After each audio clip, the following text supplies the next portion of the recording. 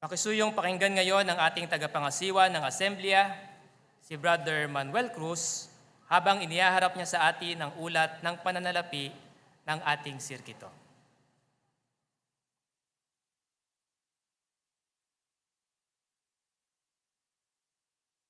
Narito ang ulat ng lagay ng pananalapi ng ating sirkito. Ang ating sirkito ay may beginning balance na 68,324. At mula February 2023 hanggang July 2023 ay nagkaroon tayo ng mga gastusin tulad ng Kingdom Ministry School, Pioneer Service School, at expenses nitong nakaraan lamang na Regional Convention. Ang total nito ay 38,981. Kaya kung ito ay ibabawas sa ating beginning balance na 68,324, tayo ngayon ay may cash on hand na 29,343. Isa pa, nagkaroon din tayo ng karagdagang pondo dahil gumawa ng resolusyon ang 18 kongregasyon sa ating sirkito na maabot ang ating target balance. Kaya nagkaroon pa tayo ng 54,000 na karagdagang pondo. Kasama pa dito ang funds kept by branch na may halagang 28,981. Kaya kung pagsasamahin ang 29,343 plus 54,000 plus 28,981, ang ating sirkito ay may kabuang halaga na 112,324. Maraming salamat muli sa inyong pagtangkilik at pagkabukas palad.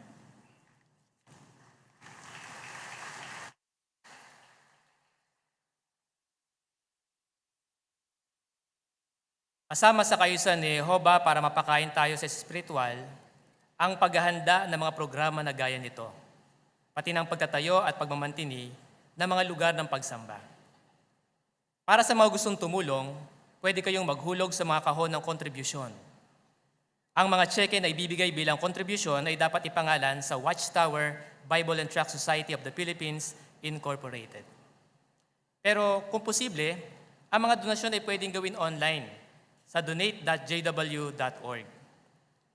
Pwede ka ring mag-donate gamit ang GCash. Sa GCash mo, pumunta sa Bills at i-search ang Watchtower Worldwide Work para mag-donate. Asul na kamay ang logo nito sa GCash app.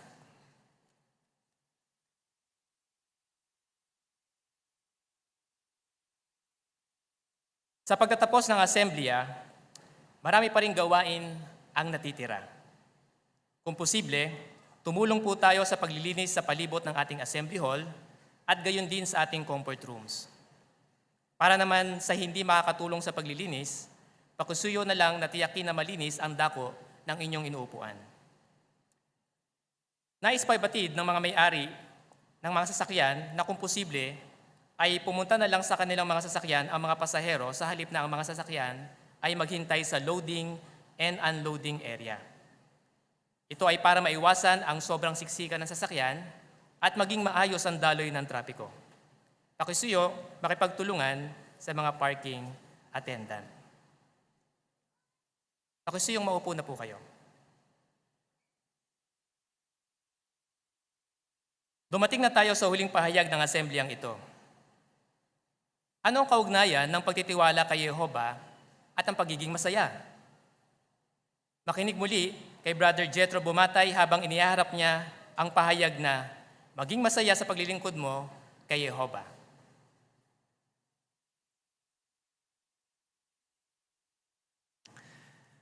Gusto mo bang maging masaya? Para sa marami, ang maraming pera ang nagpapasaya sa kanila. O kaya yung kanilang apo, o kaya yung kanilang pamilya. Pero para sa mga lingkod ni Jehovah, ang mga bagay na yan, nagpapasaya rin naman, pero ang tunay na nagbibigay sa kanila ng nagtatagal na kaligayahan ay ang paglilingkod sa ating masayang Diyos na si Jehovah, ang pinagmumulan ng tunay na kaligayahan at kasiyahan.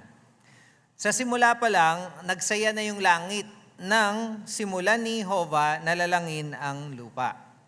Sa palagay niyo, ano kayang naramdaman ni Jesus nung siya ay gumagawa na kasama ng kanyang ama? O, tingnan natin kung ano naramdaman niya. Pansin niyo, binabanggit dito sa Kawikaan 8:30. Kawikaan 8:30, ganito ang sinasabi. Nasa tabi niya ako noon bilang isang dalubhasang manggagawa. Gustong-gusto niya akong kasama sa araw-araw. Masayang-masaya ako sa piling niya sa lahat ng panahon. Masaya, hindi ba? Naisip niyo ba yan? Halimbawa kung kayo kasama kayo ni Jehovah nung panahon na yon na lumalalang ng mga bagay na ginagawa niya. Kay Jesus, masayang-masaya siya lalo na noong ginawa yung tao, hindi ba? At gaya na sinabi sa Biblia, nagsigawan yung mga anghel bilang papuri kay Jehovah dahil sa masayang paggawang iyon. Naisip niyo halimbawang iyon, yung mga anghel? Halimbawa si Jehovah kasi mahilig mag-consult yan eh. Bagaman alam niyang lahat, pero gusto niya ay nagtutulungan. Naisip niyo na ba halimbawa, sasabihin niya sa mga anghel, ano sa palagay niyo, ano kaya magandang itsura nitong aso na to? O kaya magandang itsura nitong isda na ito?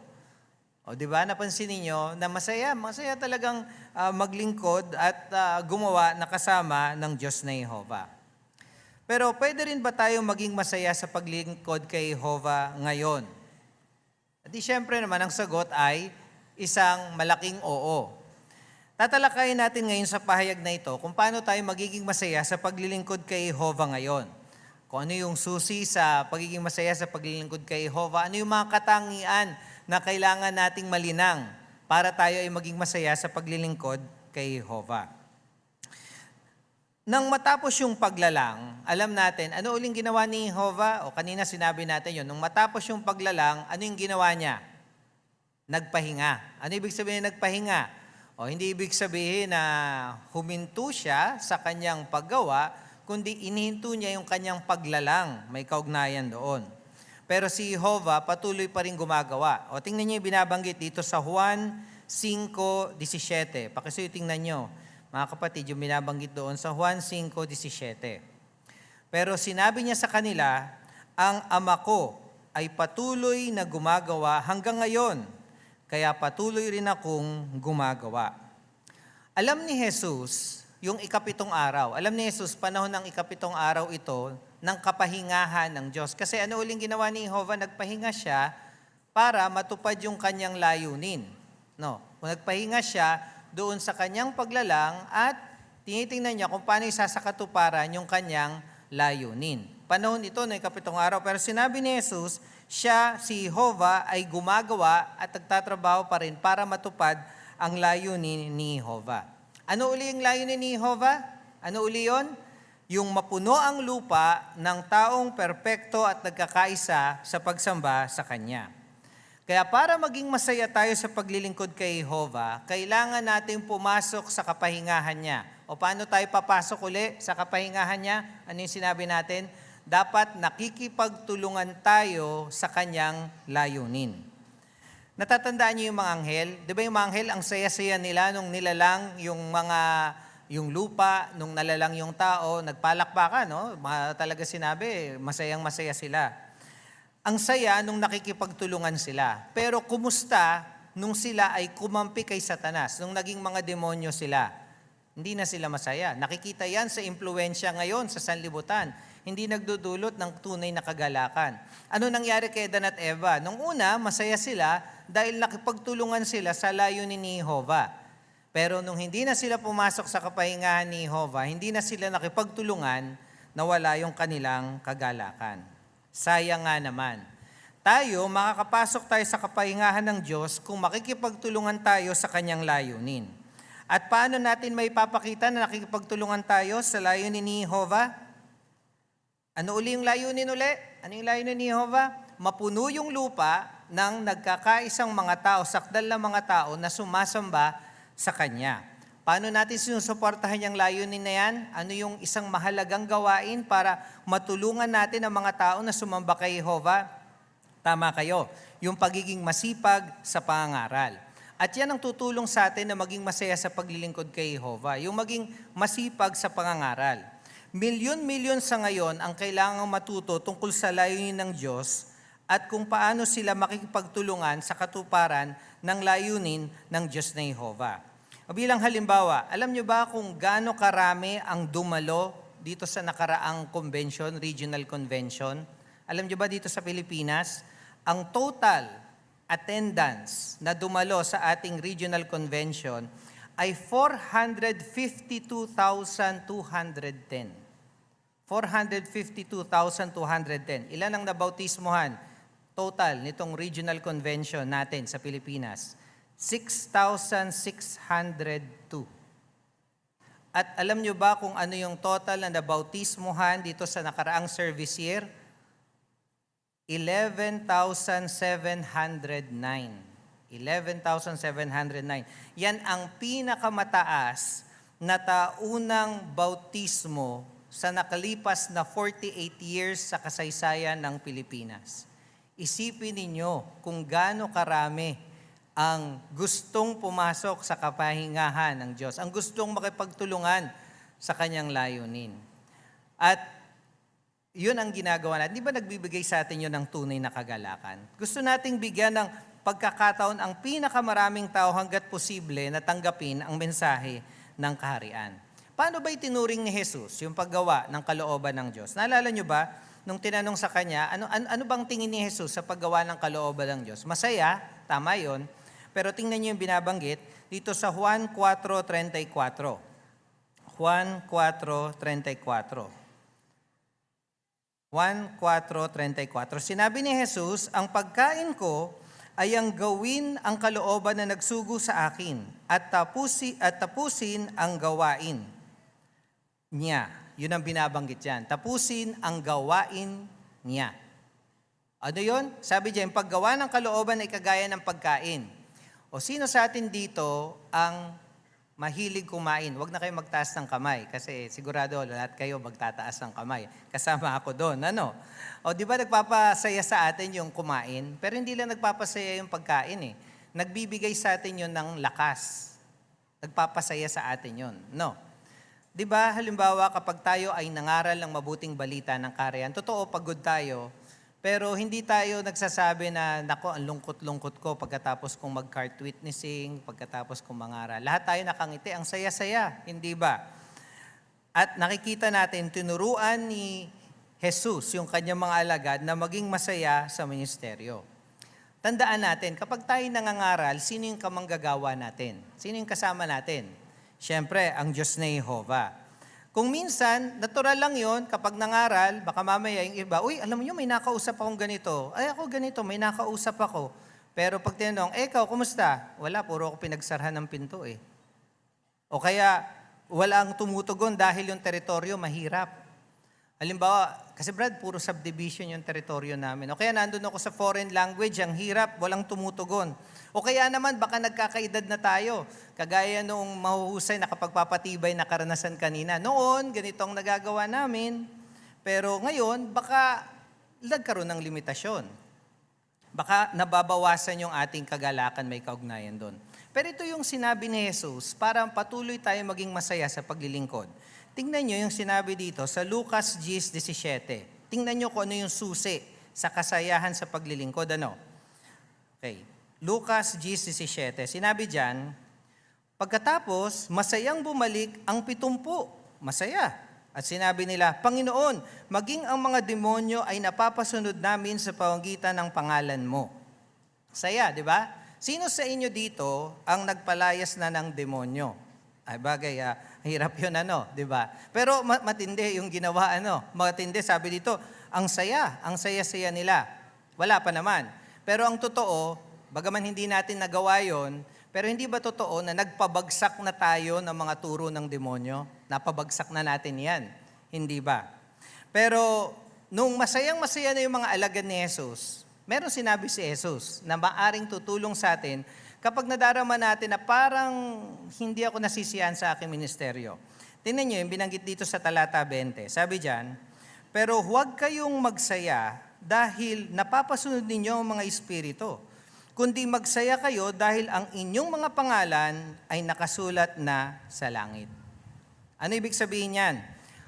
Wala namang masamang maging masaya na maraming Bible study. Nakakabigay ng kagalakan yan. O kaya meron tayong natulungan na Bible study na mabaptize, nagbibigay ng kagalakan yan. Pero ano yung sinabi dito? Ano yung dapat na tayo maging masaya? Dahil si Jehovah ay natutuwa sa inyo. Natutuwa sa inyong paglilingkod. Natutuwa sa ating pagsisikap na pumasok sa kapahingahan. Natutuwa si Jehovah na tayo ay nakikipagtulungan sa kanyang layunin. Pumapasok tayo sa kanyang kapahingahan. Masaya tayo syempre kapag nakikita natin yung Bible study, nagbabago, nakikita natin iyon. Pero ulit, hindi nakadepende ang ating kagalakan sa basta resulta lang, na kung saan wala naman talaga tayong kontrol. Masaya tayo dahil napapasaya natin ang Diyos na Jehovah. Tandaan niyo yung binabanggit dito sa Hebreo 6:10. Gandang teksto ito, at sa totoo lang, ito yung isang teksto na nagpatibay doon sa isa sa mga may edad nating karanasan kanina. No? Hebreo 6:10. Sabi diyan, matuwid ang Diyos, kaya hindi niya lilimutin ang mga ginawa ninyo at ang pag-ibig na ipinakita ninyo para sa pangalan niya, sa pamamagitan ng paglilingkod at patuloy na paglilingkod sa mga banal. Bakit tayo masaya kahit na walang tumutugon? Bakit tayo masaya kahit na limitado yung ating nagagawa? Bakit tayo masaya kahit mahirap ang teritoryo? Kasi hindi kinakalimutan ni Jehovah ang ginawa ninyo. Naalala nyo ba yung unang petsa na nag-auxiliary pioneer kayo? Ako hindi ko na naalala. Pero sabi, hindi kinakalimutan ni Jehovah yung ginawa ninyo. Naalala niyo ba yung unang petsa, unang araw, oras, na kumatok kayo doon, at pagbukas, bigla kayong pinagsarhan? Nakikita ni Jehovah yon. Hindi kalilimutan ni Jehovah ang inyong ginawa. Nakakapagpatibay ba yon? Oo, masaya. At nagiging masaya tayo anumang anyo ng ministeryo ang ginagawa natin. Kung hindi man tayo nakakapangaral, nakasama ng kongregasyon dahil sa ating mga limitasyon, marami sa atin ang gumagawa ng iba't ibang paraan para makapagpangaral ng mabuting balita ayon sa kanilang kalagayan. Yung iba nagte-telephone witnessing, yung iba nagle-letter writing. O sa totoo lang, o lahat tayo dumaan ng pandemic, hindi ba? Lahat ng pandemic. Alam ko, at kasama ako doon, nanibago kayo sa telephone witnessing, di ba? O kaya sa letter writing. Bakit? Hindi tayo sanay. Hindi tayo sanay. Pero, nagsikap tayo, hindi ba? Nagsikap tayo. Ba't tayo nagsikap? Mahal natin si Jehovah. Nung natuto tayo, anong naramdaman natin? Di ba ang saya-saya? Pinagpala ni Jehovah yung pagsisikap natin na paglingkuran siya kahit sa panahon ng pandemic. Paano natin nalaman yon? Meron ba kayong karanasan na ganun nga, na pinagpala ni Jehovah? O bilang halimbawa, merong isang 9 years old na sister, si Solen. At ang ginawa niya ay siyempre, hindi siya makapangaral, pero habang doon sa meeting for field service, na imagine sa Zoom, sabi doon, susundan yung video presentation tungkol doon sa kung paano magpapasimula ng pag-uusap. At tungkol ito sa magwawakas pa kaya ang pagdurusa. Anong ginawa nitong si Solen? Ang ginawa niya ay tinawagan niya yung mga teacher niya at sinunod lang niya yung presentasyon. Kinumusta niya sila. Tapos sinabi niya, sa palagay niyo kaya magwawakas kaya ang pagdurusa? Tapos binasa lang niya yung tract na meron doon 3 tanong. Ano nangyari? Adi, may tumugon ba? Alam niyo ba na 2 sa mga teacher ni Solen ang naging regular Bible study ng kanyang nanay?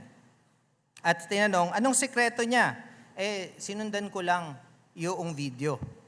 At dahil doon, nagkaroon siya ng kagalakan sa kanyang paglilingkuran. O kaya halimbawa, merong isa ring sister na ang nangyari naman, panahon ito ng pandemic, ang ginawa niya, naku, paano kaya ako makakapangaral? Ang ginawa niya, yung kanyang mga kliyente o customer, dahil nananahi siya, nakuha niya yung mga phone number. Sabi niya, okay, nagbigay siya ng mga teksto sa Biblia. Bigay sa mga teksto sa Biblia, at gumagawa siya ng, siyempre, telephone witnessing. Merong isa ngayon siyang kliyente na nagsabi, sandali, saksi ni Jehovah ka ba? Opo, bakit to? Kasi dati akong saksi ni Jehovah. Alam niyo kung ano edad nung sinabi niya ito na kliyente niya na nagpapatay sa kanya? 80 years old. Tapos sabi niya, ang totoo, natiwalag ako. Kailan ho kayo natiwalag? 50 years ago. Kaya anong ginawa nung sister? Salang, tiwalag ko pala. No? Kumbaga nasa isip niya yon. Siyempre, sige tutulungan ho kayo ng aking asawa.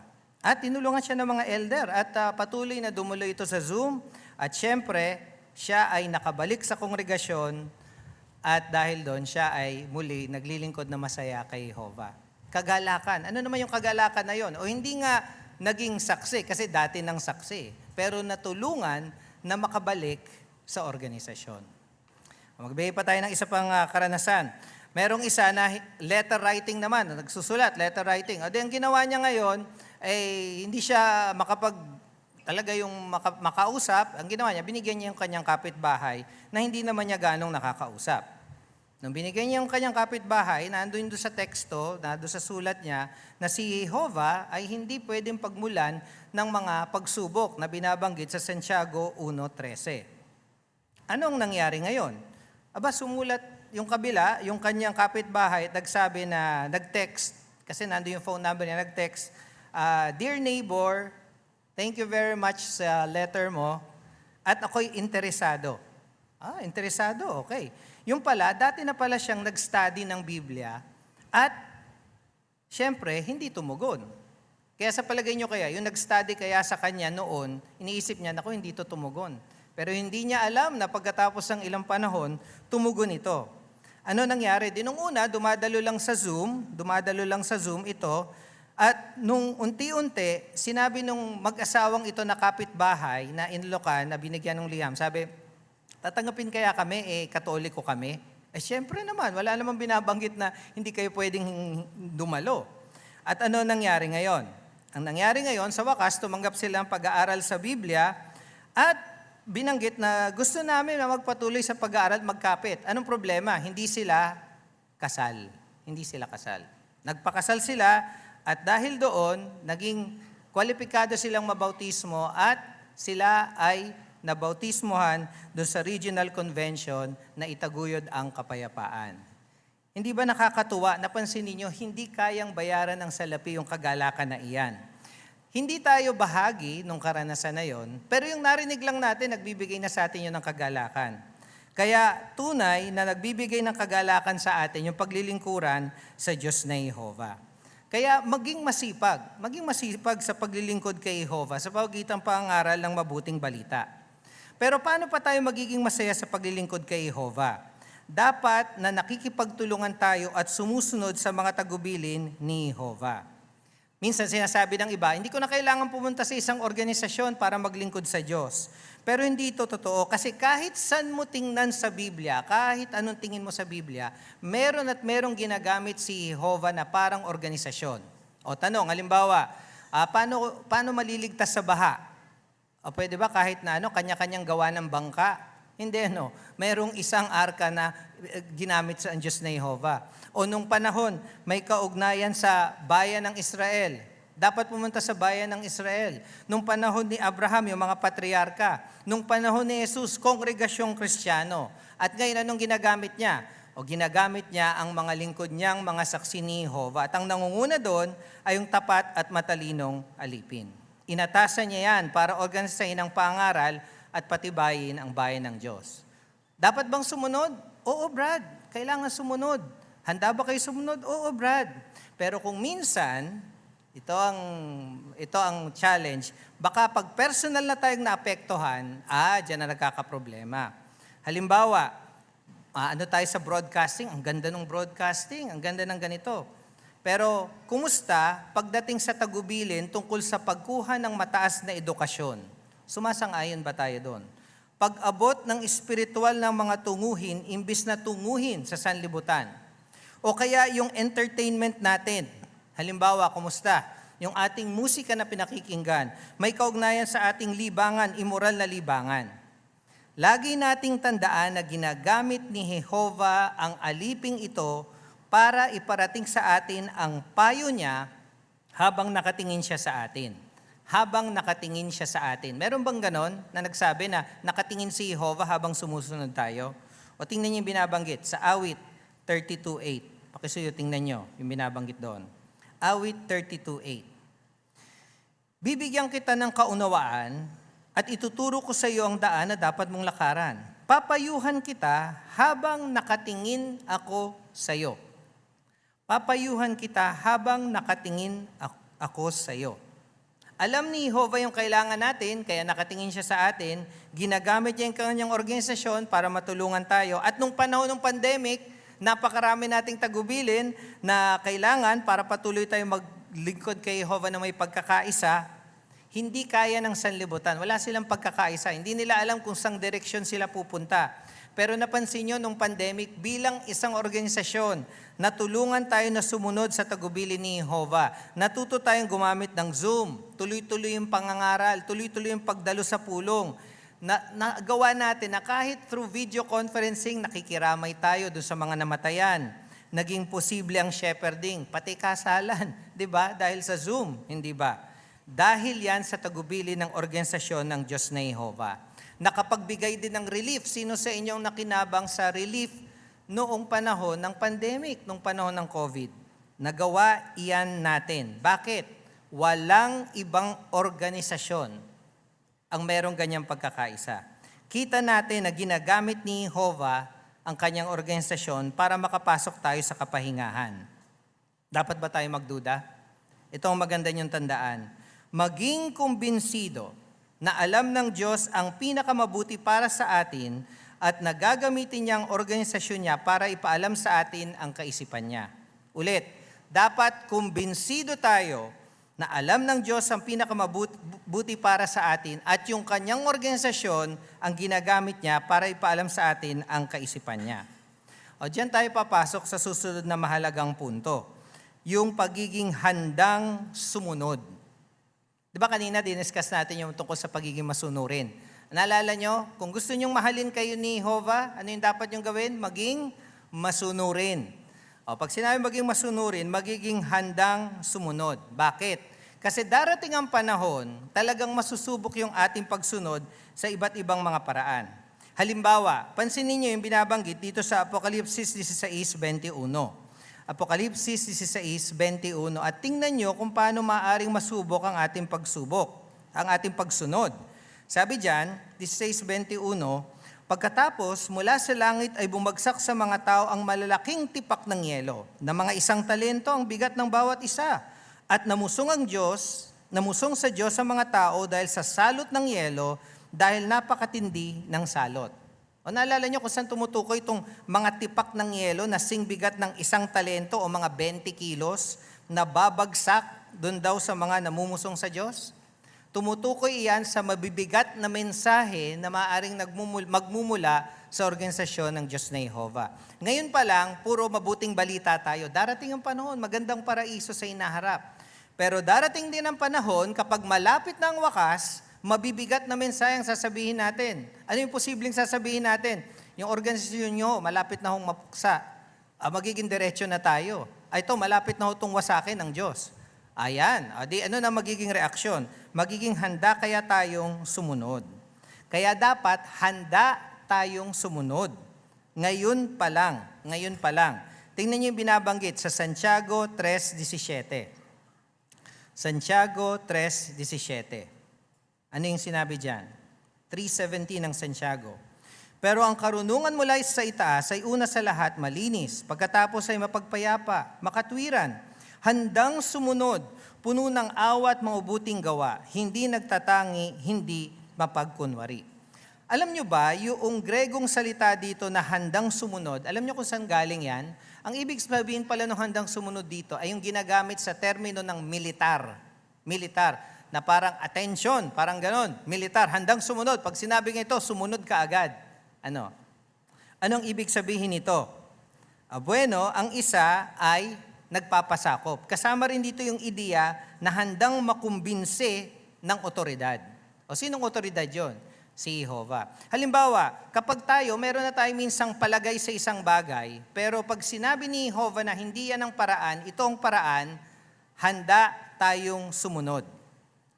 Handa tayong sumunod. Dapat masanay na tayong sumunod dahil sa inaharap, baka mahirapan tayo kapag humirap lalo na ang buhay. Naalala nyo nung maliit kayo? Dinidisiplina kayo ng inyong mga magulang. Ulit kayo, dinidisiplina kayo ng inyong mga magulang.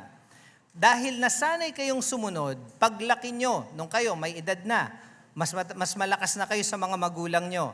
Napansin nyo ba na kahit yung magulang nyo, mas mahina sa inyo, kayang-kaya nyo siyang buhatin, pero pag nag-utos siya, kapag nagsalita siya, anong nararamdaman nyo? Nako, di ba meron kayong nararamdamang takot na, sige, susunod ako. Bakit? Kasi nasanay kayo eh. Nasanay kayo sa pagsunod, kahit sa mahirap na paraan. Pero yung hindi nasanay sumunod sa magulang, ay talagang kahit bata pa hanggang lumaki, ay talagang kinokontra niya ang magulang niya. Hindi ba? Ganon din kay Jehovah. Pero paano kung hindi natin naintindihan? Susunod pa rin ba tayo kay Jehovah? Oo, handang sumunod eh. Naalala nyo rin, balik tayo doon sa halimbawa ng magulang. O, mga magulang, at ito, nararamdaman, at kahit ako, naalala ko yan. Di ba, anong sinasabi sa inyo ng magulang nyo noon? Alam mo, ganito, ganyan. Mami naman eh, daddy naman eh. Alam mo, anak, maintindihan mo yan paglaki mo. Di ba? Maintindihan mo yan paglaki mo. At paglaki nga natin, oo nga, tama nga yung magulang natin, naintindihan ko.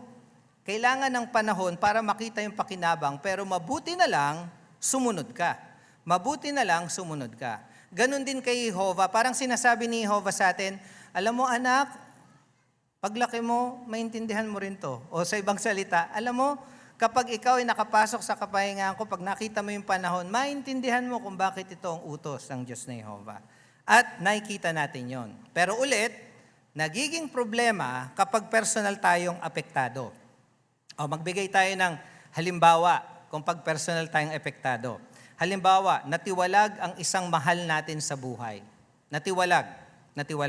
Ano ang utos ng Diyos na Jehovah kapag ang isa natiwalag, kahit yan ay malapit niyang kamag-anak, kahit yan ay anak niya, kahit yan ay magulang, o kahit malapit niyang kaibigan? O pansinin natin binabanggit sa 1 Korinto 5:11. 1 Korinto 5:11. Anong sabi diyan? Pero ngayon ay sinusulatan ko kayo na tigilan ang pakikisama sa sinumang tinatawag na kapatid, pero immoral, sakim, sumasamba sa idolo, manlalait, lasenggo o maingikil, at huwag man lang kumain kasama ng gayong tao. Huwag man lang sumama o kumain kasama ng gayong tao. Ang pinag-uusapan natin dito, hindi ito yung mga pinapangaralan natin. Kasi yung pinapangaralan natin, hindi siya kapatid. Ito, kapatid, pero immoral, sakim at iba pa. Kaya dapat ito'y itawalag sa kongregasyon. Ang tanong, susunod ba tayo? Tiwalag yung anak ko. Napakasakit, hindi ba? Mahal na mahal ko yung anak ko. Paano namin matutulungan bumalik kay Jehovah yung anak ko kung lilimitahan namin yung pakikipag-usap namin sa kanya? Hindi kaya mas matutulungan namin yung anak ko? Alam nyo, Brad, sa totoo lang, mas kilala ko yung anak ko kaysa sa mga elder, kaya ako makakatulong ako sa kanya. Pero ang totoo, sinong mas nakakakilala sa anak nyo? Hindi ba ang Diyos na Jehovah? Baka sabihin nyo, Brad, meron pa nga ako nitong baby picture eh. Pero si Jehovah, hindi baby picture lang. Ano yung sinabi doon sa awit 139:16? Awit 139:16, nasa sinapupunan pa lang, may kuha na si Jehovah sa'yo. DNA ka pa lang, ika nga. Kilala ni Jehovah. Kaya alam niya yung pinakamabuting paraan para bumalik ang isa. Pero kung pakiramdam natin na tayo lang ang makakatulong para makabalik yung ating mahal sa buhay kay Jehovah, anong makakatulong pa sa atin para sundin ang payo ng Biblia? Naalala niyo yung binabanggit dito sa Juan 6:44. Juan 6:44. Ano yung sinabi dito sa Juan 6:44? Walang taong makalalapit sa akin, malibang ilapit siya ng Ama na nagsugo sa akin at bubuhayin ko siyang muli sa huling araw. Ano ibig sabihin yan? Si Jehovah, yung mga interesado, tinutulungan niya na lumapit sa kanyang organisasyon. Kung ang isa talagang nagsisisi, hindi ba tutulungan siya ni Jehovah na bumalik sa organisasyon niya? Hindi ba naalala niyo yung binabanggit sa Mateo 18:12 hanggang 14? Na halimbawa, kapag may nawalang tupa o merong nawala, kahit isa lang, anong gagawin ni Jehovah? Tutulungan niya yung isang yon, basta nagsisisi, na makabalik. Kaya dapat manampalataya tayo kay Jehovah. Pero paano kung ang isa nakisama kahit na yun ay tiwalag. Sinabi niya, hindi, talagang feeling ko akong makakatulong. Bilang halimbawa, sabihin natin, isa kayong tatay at meron kayong anak. Nasabi mo, didisiplinahin ko tong anak ko, ikaw anak, dahil hindi ka nakinig, doon ka sa kwarto mo. Huwag kang lalabas dyan. Doon ka sa kwarto mo. Narinig yon ng tita na mahal yung anak. Anong ginawa ng tita? Pumuslit, binuksan yung kwarto, kinuha yung anak mo at dinala sa mall. Tanong, ano ang mararamdaman nyo kung kayo yung tatay doon sa tita? Di ba magagalit kayo? Bakit? Kasi konsentidor. Hindi ba? Hindi umayon sa inyong disiplina. Hindi ba ganun din ang mararamdaman ng Diyos na Jehovah? Lagi nating tandaan na kung mahal tayo ni Jehovah, magiging masaya tayo kung susunod tayo sa kanyang tagubilin. At sigurado na si Jehovah, kung ang ating mahal sa buhay, gustong-gustong bumalik sa kanyang organisasyon, tutulungan niya yan, hindi sa paraan natin, sa kanyang paraan. Anong tingin ni Jehovah sa kapatid na yon na gustong bumalik? Makikita natin na mahal niya siya at napatunayan na yung paraan ni Jehovah ang tutulong sa isa na maging matibay na lingkod ng Diyos na Jehovah. Ito pa ang isang halimbawa. Halimbawa, sobra tayong nasaktan ng isang kapatid. Ano yung sinabi? Kapag may nakasakit sa atin, magpatawad. Brad, madali ba magpatawad? Madaling magpatawad kung hindi ikaw ang naapektuhan. Di ba yung nasasabihin? Pero sino bang nagsabi? Brad, alam mo, madali kang magsalita na magpatawad. Madali kang magsalita. Pero ano ba yung sinasabi sa Colossus 3:13? Colossus 3:13, sabi diyan, patuloy ninyong pagtiisan ng isa't isa at lubusang patawarin ng isa't isa kahit pa may dahilan kayo para magreklamo laban sa inyong kapwa. Kung paanong lubusan kayong pinatawad ni Jehovah, dapat na ganoon din ang gawin ninyo. Sino ang nag-utos sa atin na magpatawaran sa isa't isa? Hindi yung elder, hindi yung ating kapwa Kristiyano, kundi ang Diyos na Jehovah. Kaya kung sasabihin natin, madali kang magsalita, Brad, sis, Brad, hindi ako nagsalita, si Jehovah. Alam ni Jehovah na yun ang paraan para tayo ay makapasok sa kanyang kapahingahan. Kaya yun, dalawang halimbawa lang yun. Pwede nyo pag-isipan, handa ba akong sumunod pagdating sa kaayusan ng pagtitiwalag? Handa ba akong sumunod pagdating sa pagpapatawad? Yan ang tutulong sa atin ngayon. Ngayon, para matulungan tayong sumunod, ano yung dapat nating gawin? Dapat tayo laging manampalataya sa paraan ng Diyos na Jehovah. Ano ibig sabihin nun? Dapat tayong manampalataya sa paraan ni Jehovah. Ito ang lagi niyong tandaan. Hindi magpapagawa si Jehovah sa mga lingkod niya nang hindi nila kaya. Hindi magpapagawa si Jehovah sa mga lingkod niya nang hindi nila kaya. Bakit? Kasi mahal tayo ng Diyos na Jehovah. Mahal tayo ng Diyos na Jehovah. Bilang halimbawa, naalala niyo yung isang anak na inutusan na bumili ng 20 pesos na sibuyas. Anak, punta ka doon sa kapitbahay, kay aling ganito, bumili ka nga ng 20 pesos na sibuyas. Tanong, aasahan mo ba na yung anak mo may dalang isang sako ng sibuyas pagbalik? Hindi. Bakit? Dalawang bagay. Una, binigyan mo lang siya ng 20 pesos. Okay. Pangalawa, hindi niya kayang magbuhat ng isang sako. Ganon din ang Diyos na Jehovah. Mahal na mahal niya tayo. Binigay niya sa atin yung ating kailangan para sumunod sa Kanya at alam din niya kung ano yung kaya natin. Kaya hindi aasa si Jehovah nang hindi natin kaya. Walang sinasabi sa Biblia na dapat maging sakdal ka para maging ligtas. Pero sinasabi sa Biblia na maging masunurin at yan ang tutulong sa atin para tayo makapasok sa kapahingahan. Tandaan natin, baka sabihin nyo, Brad, alam nyo, ako lang talagang may ganito eh. Pero tingnan nyo yung binabanggit dito sa unang Pedro 5:9. Unang Pedro 5:9. Ganito ang sinasabi.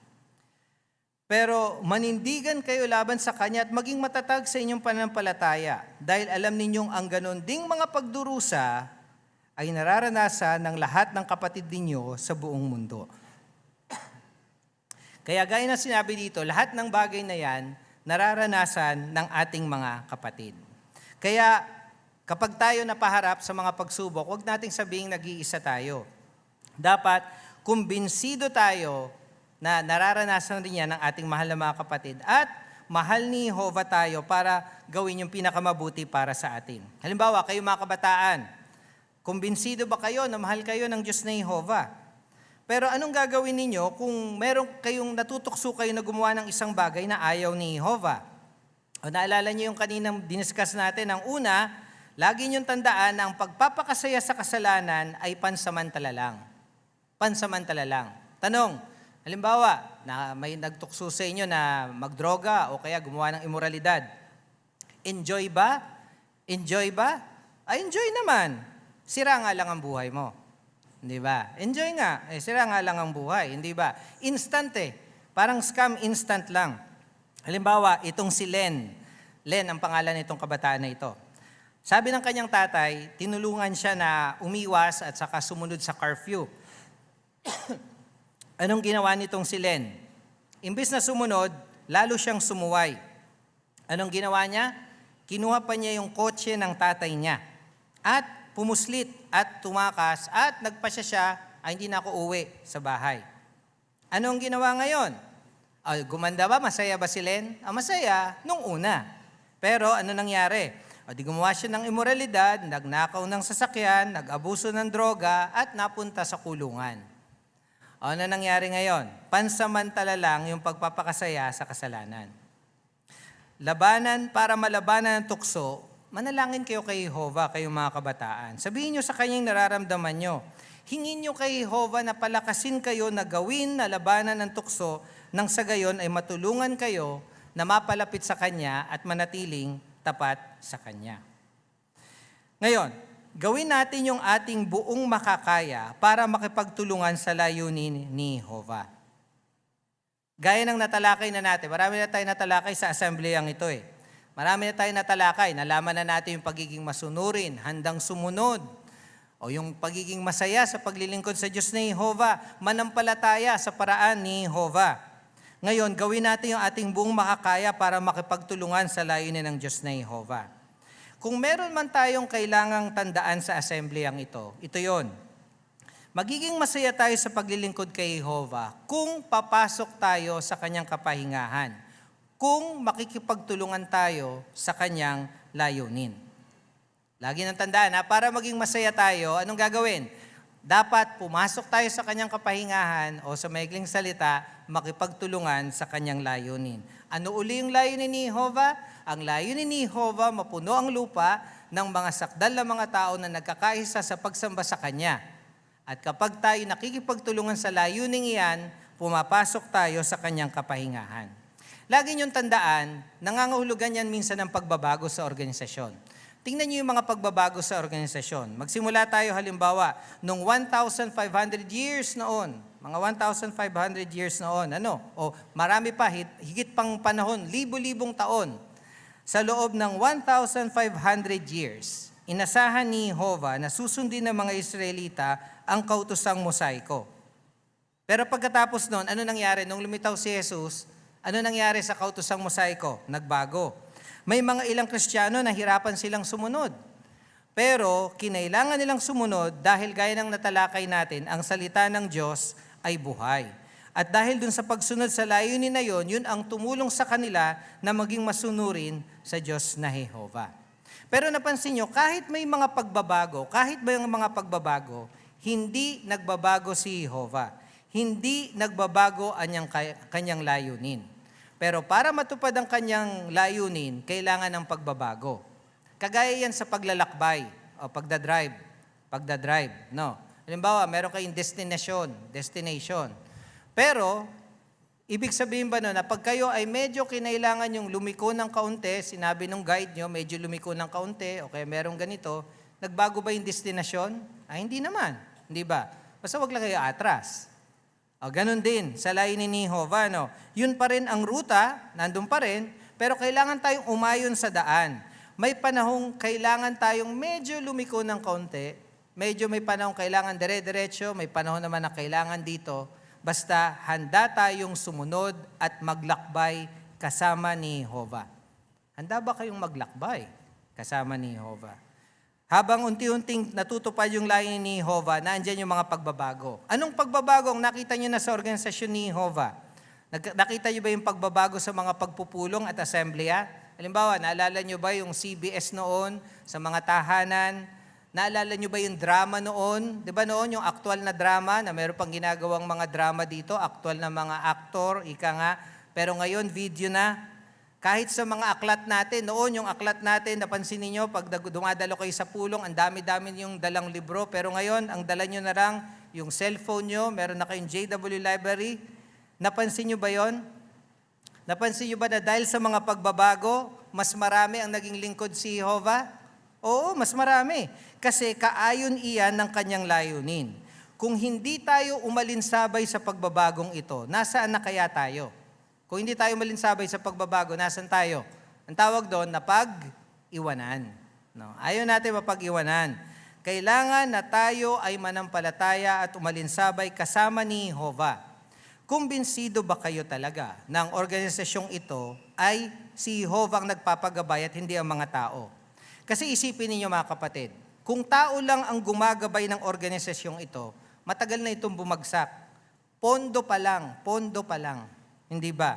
Sa dami ng umuusig sa mga miyembro, may iba-ibang pamahalaan umuusig, 'di ba? Sa isang organisasyon na hindi agresibo at hindi lumalaban, hindi nagre-rebelde. Hindi nga tayo nagdadala ng barel, mapayapa tayo. Pero patuloy pa rin, dumadami pa rin. Iba-iba ang kultura, nagkakaisa. Hindi pwedeng tao lang. Ano ngayon ang pwede natin gawin para makapagtulungan sa layunin ni Jehovah? Huwag niyo pabayaan ng family worship. Pagdalo sa pulong, paggawa sa ministeryo, maging malapit kay Jehovah. Kilalanin si Jehovah na kayang-kaya niya tayong tulungan. Naalala niyo yung ilustrasyon ng dalawang magkaibigan na nakasakay sa eroplano? Nung sumakay sila sa eroplano, biglang nagkaroon ng air turbulence at medyo talagang nayinig yung eroplano. Yung isa takot na takot at yung isa hindi natakot. Bakit? Ano sabi niya? Ba't ikaw relax na relax? Kasi yung piloto, yung tatay ko O ano ngayon kung yung piloto mo, tatay mo? Kilala ko siya Alam mo ba na ganito ang ginawa niya? Marami na yung ginawang ganitong mga eroplano, ganitong mga pagmamaneho sa eroplano. Ganon din. Kapag tayo ay kumbinsido na si Jehovah ang tumutulong sa atin, tiyak na magkakaroon tayo ng higit na pananampalataya. Tingnan niyo yung huling tanong doon sa inyong programa. Paano tayo magiging masaya sa paglilingkod kay Jehovah? Paano? Sagot, Juan 5:17. Magiging masaya tayo kung makikipagtulungan tayo sa layunin ni Jehovah. Kailangan nating manampalataya sa paraan niya at maging handang sumunod. Kaya tanong, gusto niyo bang maging masaya? Kung oo, pumasok sa kapahingahan ng Diyos habang may panahon pa para matanggap natin ang mga pagpapalang inihanda niya para sa atin. Makipagtulungan sa layunin ni Jehovah. At kapag ginawa niyo yan, tatamasahin niyo ang kasiyahan na magtatagal ng walang hanggan.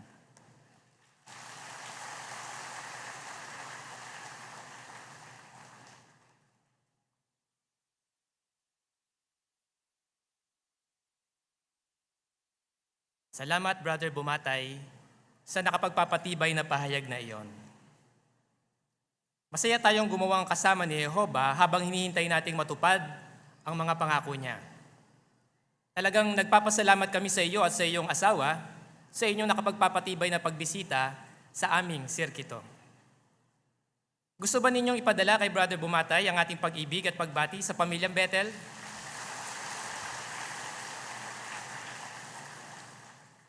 Ang bilang ng dumalo sa panghapong sesyon ay 2,582.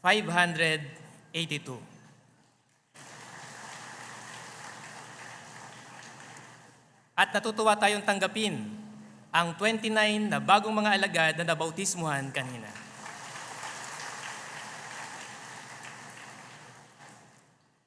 Malaking pag-isikap ang ginawa para sa asembleyang ito ay maging isang nakagiginhawang espiritual na okasyon. Pinapahalagan din natin ang ating maayos na assembly hall at ang lahat na nagmamantini at nangangasiwa nito. Gusto ba ninyong pasalamatan ng lahat ng tumulong para maging matagumpay ang ating assembleya?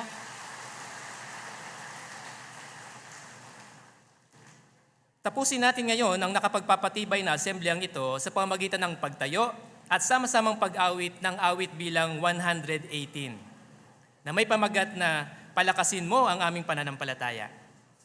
Pagkatapos, kakatawanin tayo ni Brother Bumatay sa pansarang panalangin. Muli, awit bilang 118.